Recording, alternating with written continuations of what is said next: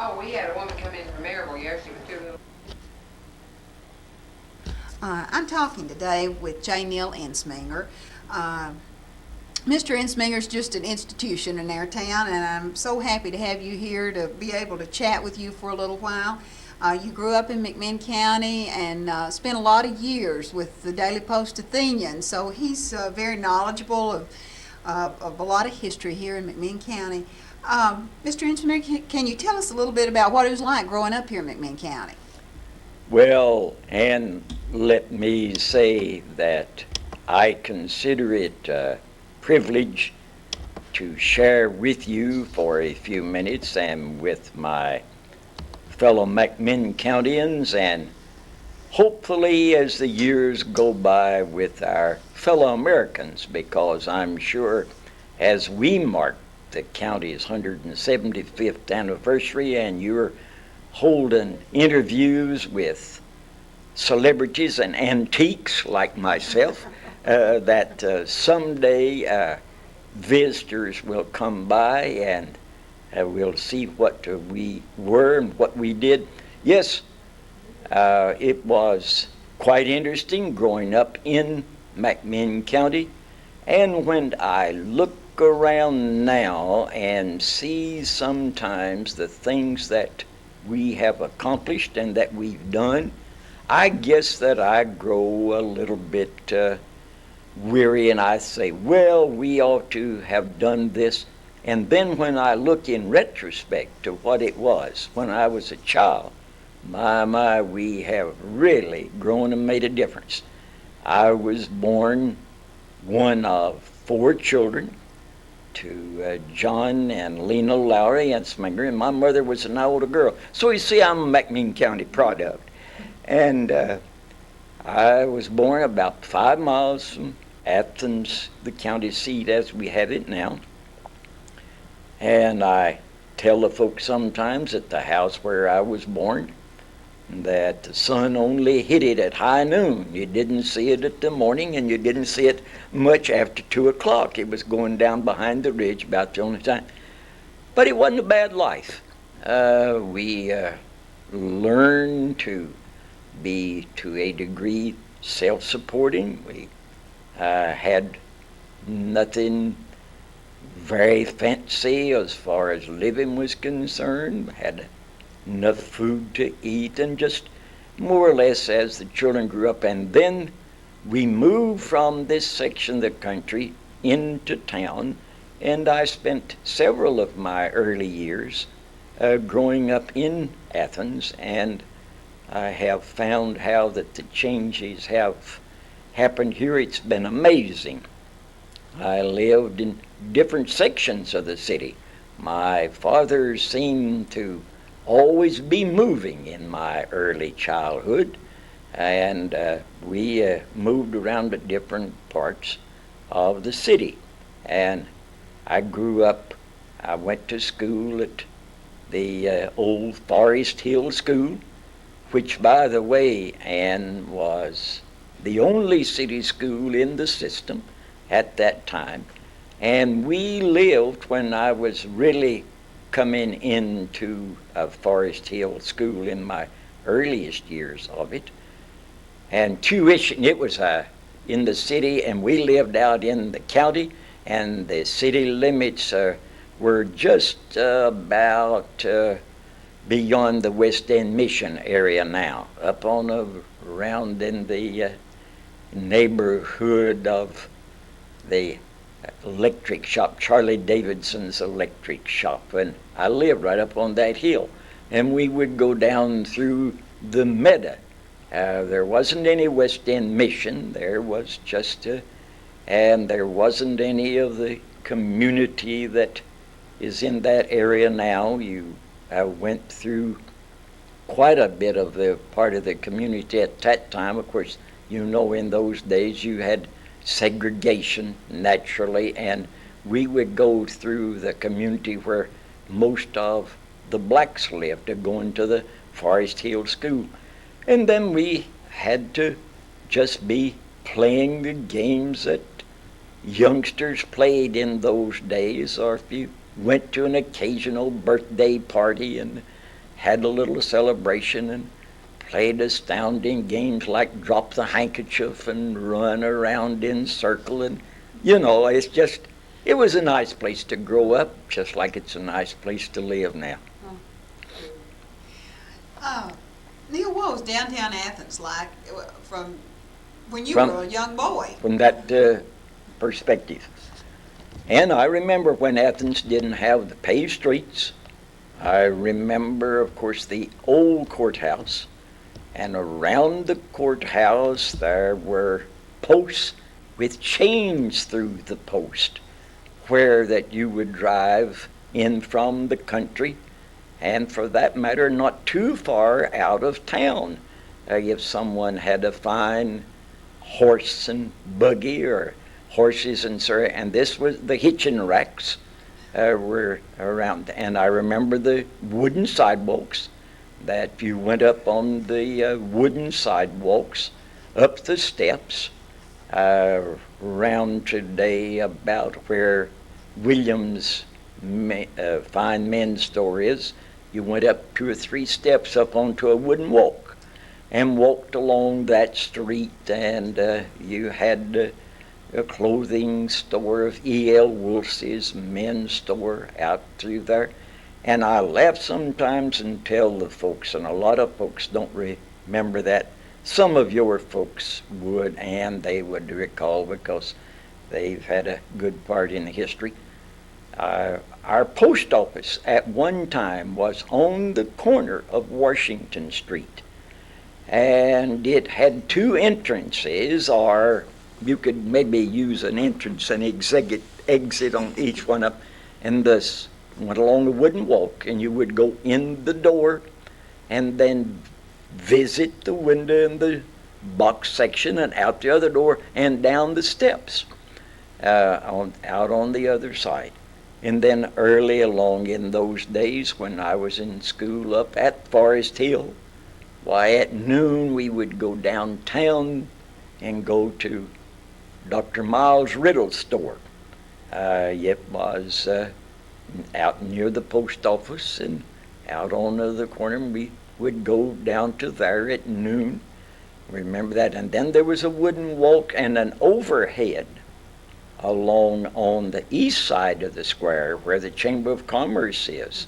There was wooden walks there, and also an overhead porch that covered all the way down to the Robert E. Lee Hotel building. And that was I've been along there plenty. And then down to the Horton's drugstore. Horton was one of the older places in town. It was where today the city parking lot is. That building was dismantled and taken out, and that was quite a place that we would all go down around the Hortons.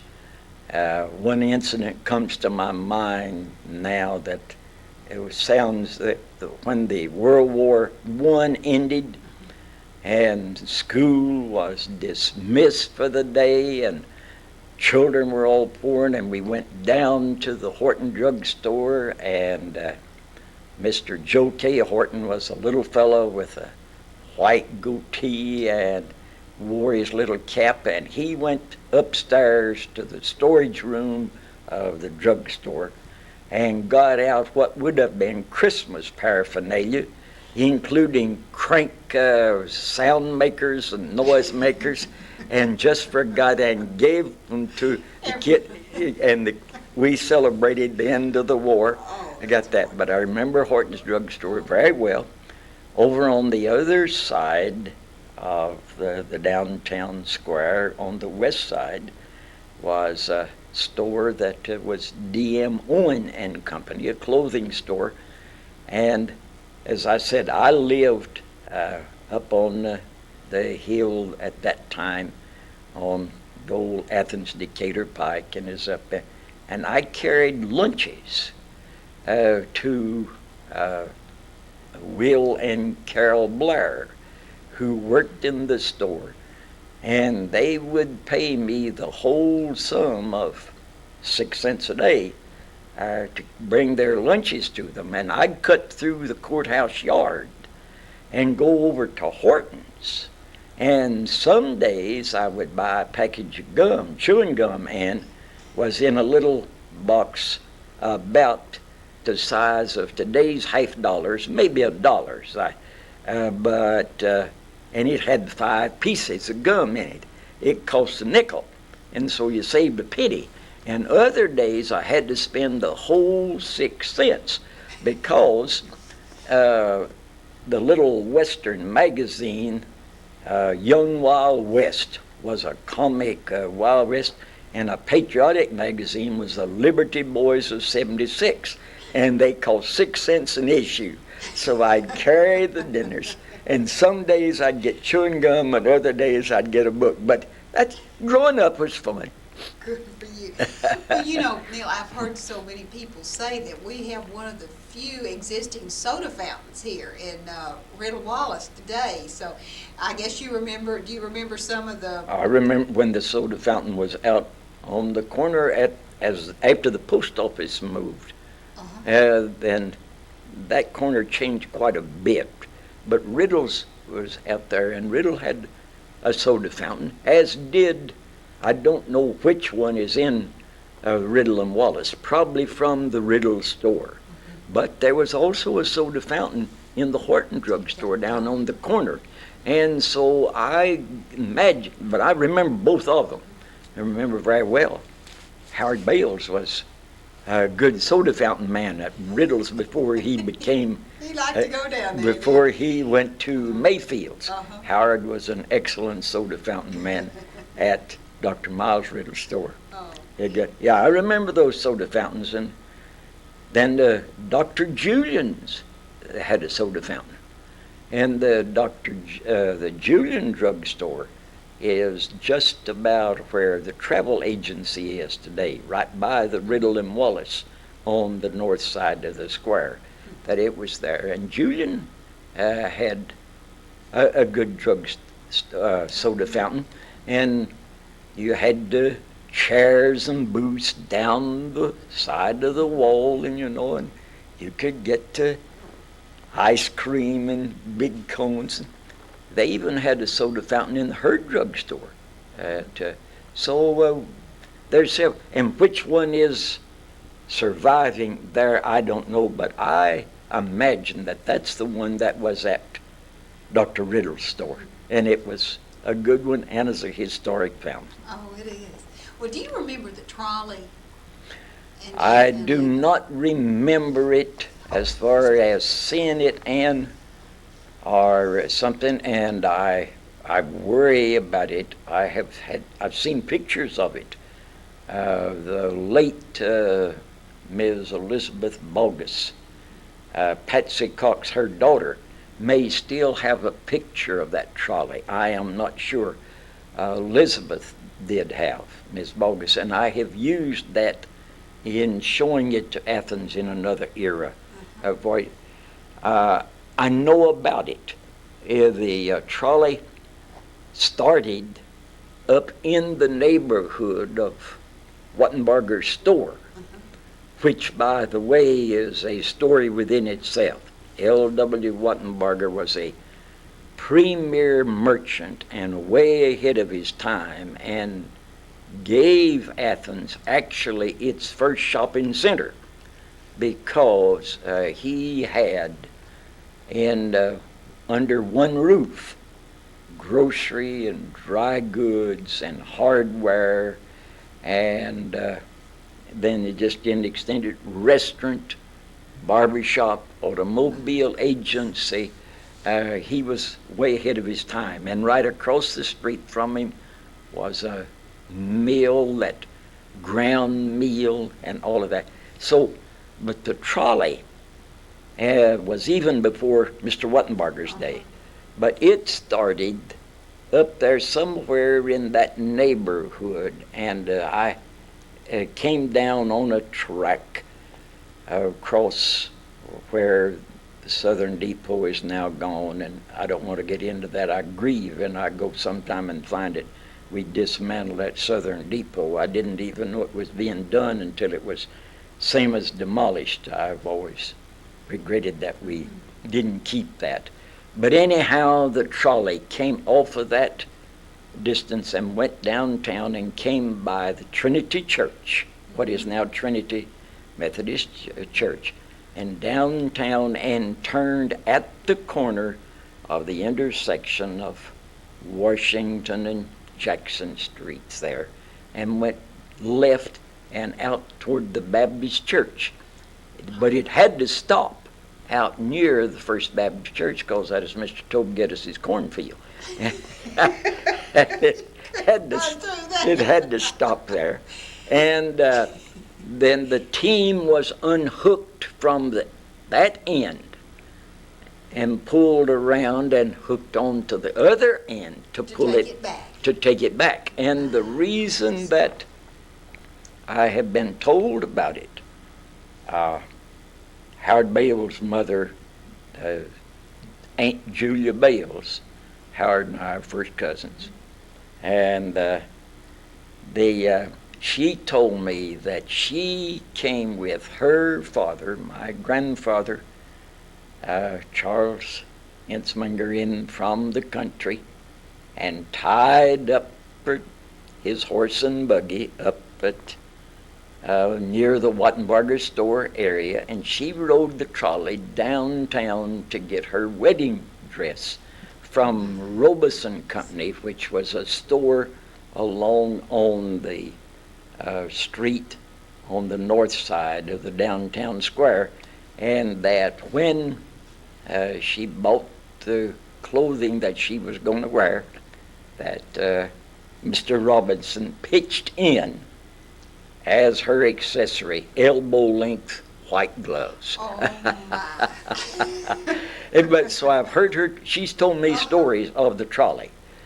Then my only experience with the trolley personally, outside of seeing the pictures and being told about it, I was at work in the Post-Athenian, and a fella came in and said, "I understand that you are interested in history of this community." And I said, "I am." And he said, "We have been working on this road. They were building the new overhead bridge, which in my day we called the viaduct."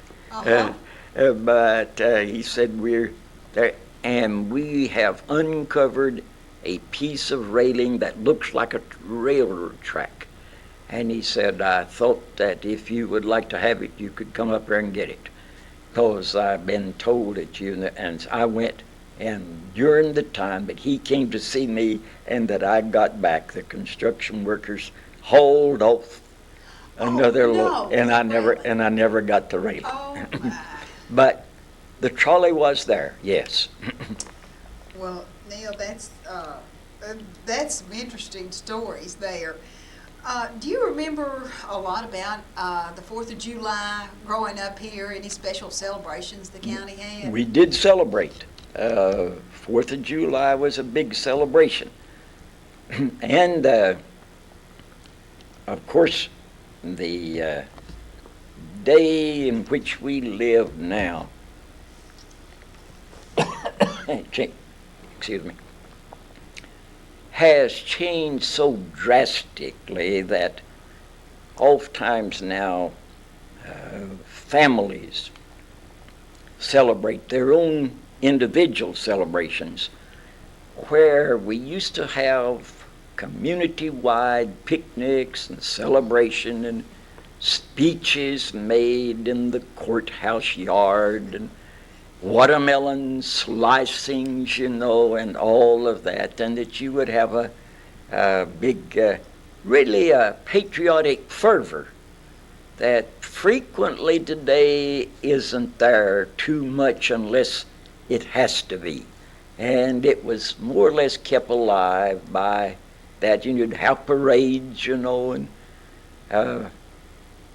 decoration of floats that preceded the forerunners of our present day floats and all of that, and we'd have big celebrations. I can still see the watermelon wagons that would come into town, and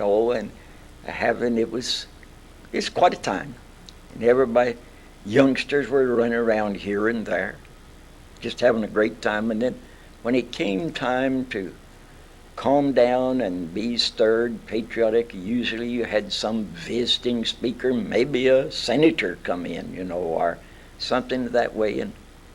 And then along too, quite frequently through there was a period taken out for some worship. And the churches would be open for it, and people would have prayer as well as the celebration for it. Is the 4th of July, and then of course at the end of World War I, Armistice Day, which has now become Veterans Day with the numerous wars that we've had, and Armistice Day was a big day that we had, and so we had quite a few celebrations. Neal, the courthouse has undergone a lot of changes. I know through the years. I remember seeing. Do you miss seeing the fellas sitting around whittling down there? Oh yes, it was really quite interesting, Place, wasn't it? and it was a gathering place for it, and it has, as you said, undergone quite a bit, and quite a few changes, and of course that was the central piece in the early culture of the history of the county, of this county and other counties. The courthouse was the centerpiece. And we used to have our county fair. And all of the lower floor of the courthouse, you had 2 courtrooms in those days, downstairs courtroom and upstairs courtroom. And the downstairs courtroom was always the show place for the ladies' quilts, like this one that's the backdrop for me today, and some of the others in this. And there was always a race between County Line and Claxton as to who was going to have the best quilts and the best preserves and the best jelly. And believe you me, they would be some mighty good canned displays and things. And then they had chickens in the chicken coops. In the courthouse. Around the courthouse, in the courthouse yard, around the courthouse yard. And I've often wondered, really, and as we've advanced through the years, and some of the fine ones come to my mind, Mr. M.C. Clayton, a photographer in those days, always had a fine coop of chickens, and Mr. Lee Slager, out in the Pond Hill and Tranquility community, always had a fine chicken coops that he called the Black Monarchy. I'm sure you never heard of it, and I don't know what happened to that particular breed of fowl. I don't know. I'm sure it was crossed and so that, but we've had it. And believe it or not, along the street, where today you have Charlene's Beauty Salon and the Trophy House, and up through there going on up toward Higgins Law Office, that was a vacant lot up through there, and that was set aside for the pig pens. And you had several pens of fine hogs that would be brought in and judged at the fair. And there was one young fellow from down between Riceville and Charleston in that neighborhood by the name of Fine, I recall. Don't remember his good. Almost always took first place with his hogs. He had the finest. Neal, So I remember that fair very well. And speaking of the courthouse, I know we all remember when it burned. What memories have you got of that, Neal? Well, of course, that was that was in the 60s, wasn't it? about 61, 60. I believe we built this one in 63. 62. I believe that's about right. And chronologically, I don't remember everything, but I know that it was hard to believe. But of course, you see, here's the thing of it. The interior of those old buildings were built when building material was of the best and economical. And you could have the very heart of pine in some of those things, just like we had in the old M.E. Church South, the forerunner of the Keith Memorial Church, which we have today, when it burned, and it made a disastrous fire, and it would cover the town in black smoke, and you could hear the flames crackling for miles. Because, you see, it couldn't get out of the brick. And the same thing happened at the courthouse. It couldn't get out of the shell, but it had the very best materials in there, and it burned, of course. Yeah, but this building that we have today, I'm proud of that building. I have often said, and it seems to me, I never have had many people dispute it, so I guess that is pretty well. I think that we have a building in the courthouse that is probably the best building for the dollars that we've got in it of any building in this whole country. That's a good building. It was built economical, the Webb brothers, and that's one of the best buildings. Very sound. Yeah, that's good. You know, Neal, I guess I've always heard the miracle of when the courthouse burned is how the records were still preserved. I heard stories of people throwing them out the upstairs windows to They other didn't people. Is that exactly true? throw them out the upstairs window, to the best of my knowledge. There was a fraternity on the campus at Tennessee Wesleyan, and those boys came in a body, and they put ladders up to the windows. And there are pictures somewhere that you could find, probably in the old papers of the Daily Post Athenian and other papers which came in, because when the news spread of the courthouse burning, reporters came from everywhere, as did fire companies to help fight. And these boys formed a ladder brigade, and they would be in those rooms, and they would hand records and cases and books out, and this one had taken and handed, and they saved practically all of them. That's wonderful. And it was right before election, and the election materials were all on the downstairs floor, and the First National Bank, Mr. Grover Graves was president then of the First National Bank, and he opened the doors of the bank that afternoon. And he himself, I've never forgotten that picture of seeing Mr. Graves, who was a very distinguished Southern gentleman, standing in the street directing traffic while they rolled the election material and supplies across into the First National Bank to be locked up for safety so they could hold the election. Those are some real special They're memories. really special memories. I know you attended TWC, didn't you? Yes, ma'am. Tennessee Wesley College. Now, have you got any stories you can tell us about? I know you've got a wonderful story about the bell up there. And, Well, you see, in those days, the bell not only rang for it, but it until we put in the electric bell system, which we experienced some even while I was there. But the big old bell, the historic bell, was on the porch, where, by the way, that the museum started in the old college building. And that old college building is a very historical building, as you know by being the curator of this fine museum here and know how the years was put in and how much that Muriel Mayfield did to save. The old college bells was on that porch.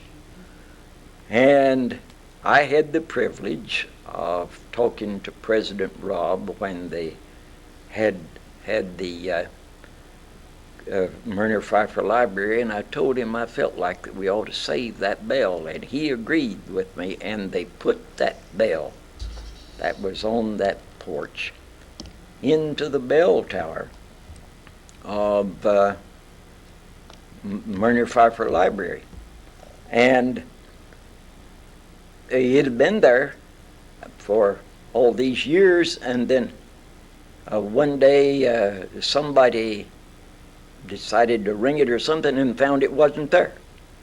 Now, how long it'd been gone, nobody knows, and the trouble that was expended in getting it, nobody knows. Well, of course, you just couldn't believe it. The bell is gone. And Louis Underwood was fine maintenance superintendent of the college for years and was then. And Louis got a call and told him that the bell was in a basement of a certain house in a certain part of town, and that he might check it. And they did, and the bell was found, and as it says, no questions asked. I don't think that those people that's there realized that they had such a bell, and it did. And so, of course, since then, the homecoming has displayed the bell, and it's in the old college building now, up there, and was part of your museum, man, when you had there. But it's quite, it's a historical bell, and it's traveled too. Oh, it has. And I'm like you, how anyone could do it, I don't know. I don't. Because it just weighed, I would like to know how many tons Right, it right. weighed. Okay, Neal, can you tell me a little bit about the Depression and how it affected McMinn County? And of course, I guess that I'm like a child of the Depression. I was here. Neal, can you tell me a little bit about the Depression, the effect it had on McMinn County? And of course, you have been told, and I guess that it has been recorded many times, and I don't guess anybody in today's society can hardly realize of just what happened in the Depression, when practically everybody didn't have much of anything. Yeah, that sounds rather strange, because of course there was a certain social structure that had more to begin with, just as they do today in society, and the Depression didn't mean to them.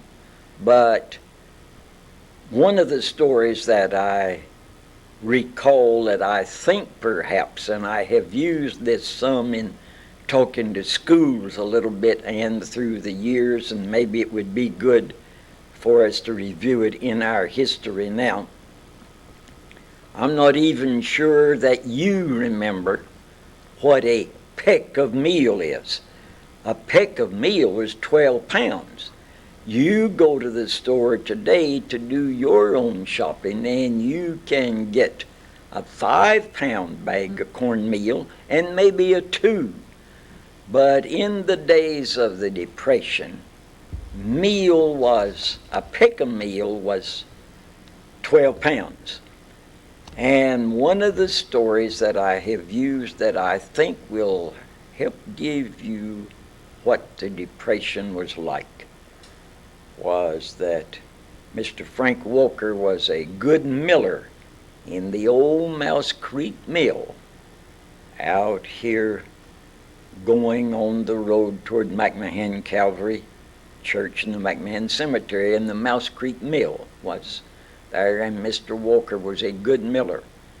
I saw him bring a wagon load of meal packed in peck bags, 12 pounds, park it on the Courthouse Square in Athens, and offer it for sale at 5 cents a peck. And at the end of the day, haul 2/3 of his meal back home. Nobody had the nickel to invest much in it. I have worked in those days in a grocery store. I'd have to count the hours, but there was no such a thing as 40-hour weeks, and there's no such a thing as the time 60 and 70 hours were commonplace. And if you made $4 or $5, you were big salary, big money, and had a lot. Now, that's the downside of the Depression, and as I said, that probably would tell you as well as any story that I could tell you that would tell you how it was. Because if people didn't have a nickel to buy something to eat, you didn't have much. Now then, the upside of the Depression was that people shared whatever they had. Hand-me-down clothing was swapped and exchanged and glad to be had. And neighbors were really neighbors. If somebody had some cornmeal that made mush and the neighbors didn't have cornmeal that made mush, then you gave them some of the meal. And if they had turnips and you didn't have turnips, then you swapped some turnips for some cornmeal. And the clothing of a youngster that had grown out of that size, and the neighbor down wanted the child to go, didn't have any clothing, they took it and was glad to get it. So there was an upside to the Depression as well as a downside. The downside, of course, was the economics, and it was bad.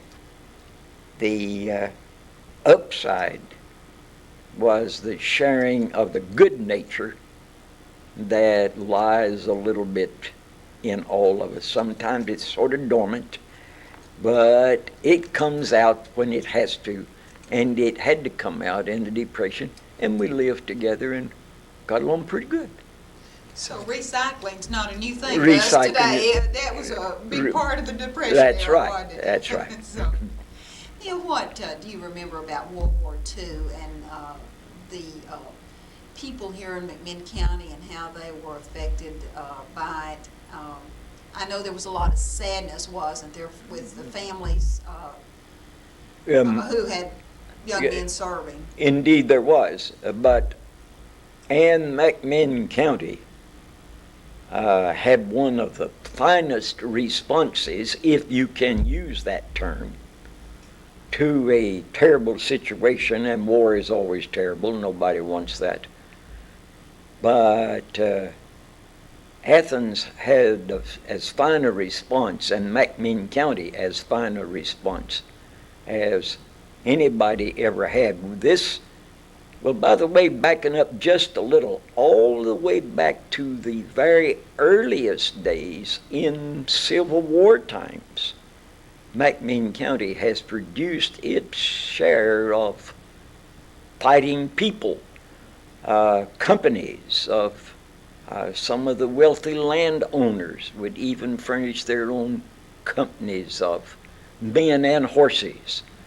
I recall the Lane family that had their own company of cavalry horses, and then on down through into World War I, we had the response through there, and then World War II, and this was the home base of Old Company B of the 117th Infantry Division of the United States, and our boys marched off to war, and it was a tough time, and it was a sad time, but it was a time when we were all united in seeing that we won the war. There wasn't any of this fault finding. We had meatless days.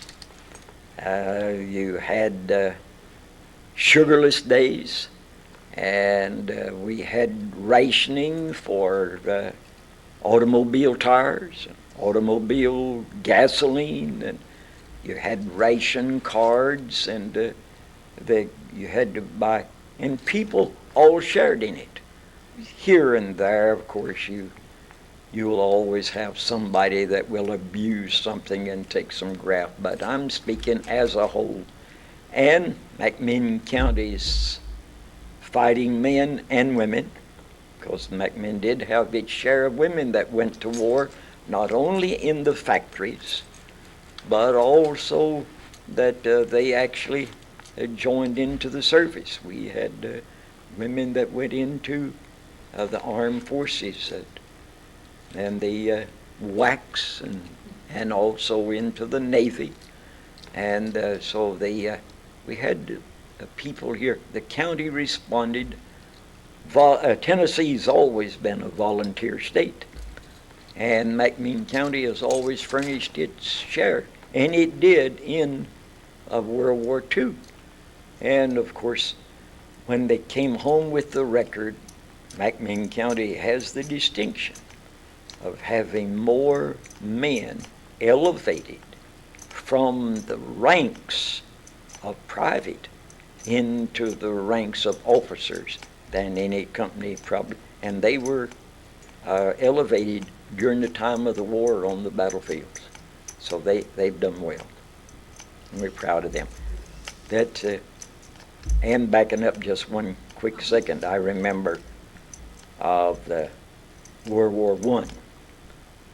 And I remember when there was a celebration of the end of the victory of World War I. And I can still hear Mrs. Giles, who had sons in the war, and Mrs. Sims, who had sons in the war. I can still hear them shout and celebrate at a celebration on the campus at Tennessee Wesley. Oh. Quite some. McMinn County can be well proud of itself, of its participation in when the United States had to have armed conflict, which regretfully they have had to have and hopefully won't ever have to have anymore. But when we have had to have it, McMinn County has given its share, and they've acquitted themselves proudly. Neal, in closing, if you had any wishes for McMinn County, anything you'd like to see happen here, what would that be? And that's hard to say, but I do know this. I say sometimes that I have lived in 3 different worlds, and I have. I've lived to see the mule go to the missile, and I have seen man go from mud to the moon. And I've seen 3 different worlds, really. And my wish for the county is that we would be as cooperative in the nuclear day ahead, and that we would learn that although we must have and have to have computers, that I hope computers will not do away with the quality of citizenship and family life, and that our next 175 years will be as rich in tradition as these last ones have. That'd be my wish. Neal, if we have community leaders like you are, in the next 175 years, McMinn County is going to be in good hands. I consider it quite an honor to have been here to talk with you today, and I thank you so much. Thank you, Ann. It's quite a special thing for